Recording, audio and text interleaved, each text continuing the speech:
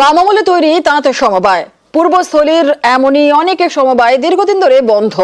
পুড়ে পুড়ে নষ্ট হচ্ছে সরকারি সম্পত্তি। অভিযোগ, বারবার আবেদন করেও সমস্যার সমাধান হয়নি। নতুন করে সমবায়গুলি খোলার দাবি পূর্বস্থলীর তাঁতিদের।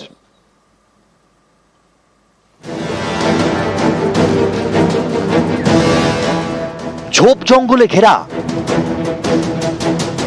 ঘরের জানলা উধাও, ছাদ থেকে চাঙড় খসে বেরিয়ে পড়েছে লোহার কঙ্কাল।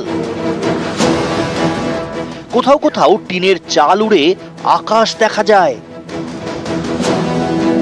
তারই মধ্যে ভাঙাচোরা চেয়ার টেবিল। এভাবেই 40 বছরেরও বেশি সময় ধরে পড়ে পড়ে নষ্ট হচ্ছে সরকারি সম্পত্তি।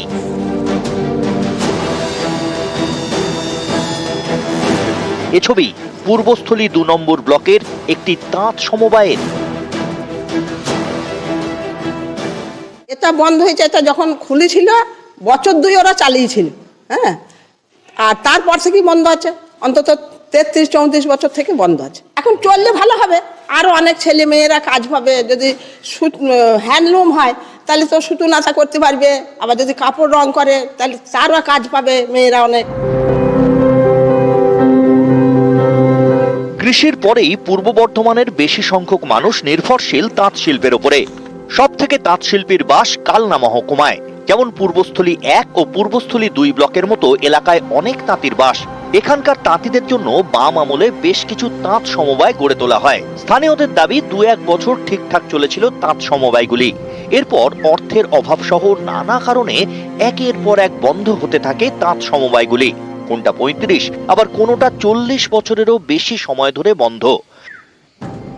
আজ সেই সমবায়ের অফিসগুলি পরিত্যক্ত বাড়িতে পরিণত হয়েছে। এলাকা ভরে গেছে জঙ্গলে, ভেতরকার তাঁতকলগুলি ধুলোয় ঢাকা। এভাবেই পড়ে পড়ে নষ্ট হচ্ছে সরকারি সম্পত্তি। পূর্বস্থলী 1 ও পূর্বস্থলী 2 ব্লকে বন্ধ 8টি তাঁত সমবায়। অভিযোগ, বহুবার এই সমবায়গুলিকে খোলার আবেদন জানিয়েও লাভ হয়নি। তাঁতিদের বক্তব্য, সমবায়গুলি নতুন করে খুললে এলাকার অনেকেরই কর্মসংস্থানের সুযোগ তৈরি হবে। অনেক সোসাইটি বন্ধ হয়ে পড়ে আছে, ছাদ নষ্ট হয়ে যাচ্ছে। এখন ওইটাকে যদি রিপেয়ার করতে গেলে অনেকগুলো টাকার প্রয়োজন। আমরা সরকারের কাছে আবেদন করছি, যদি আমাদের এই 3টে পারলুম কোঅপারেটিভ সোসাইটিকে যদি আবার একটু সুনজর দেওয়া যায়, তাহলে কিছু লোক এখানে কাজ করে খেতে পারে, আমাদের স্বপ্নেরও পূরণ হয়।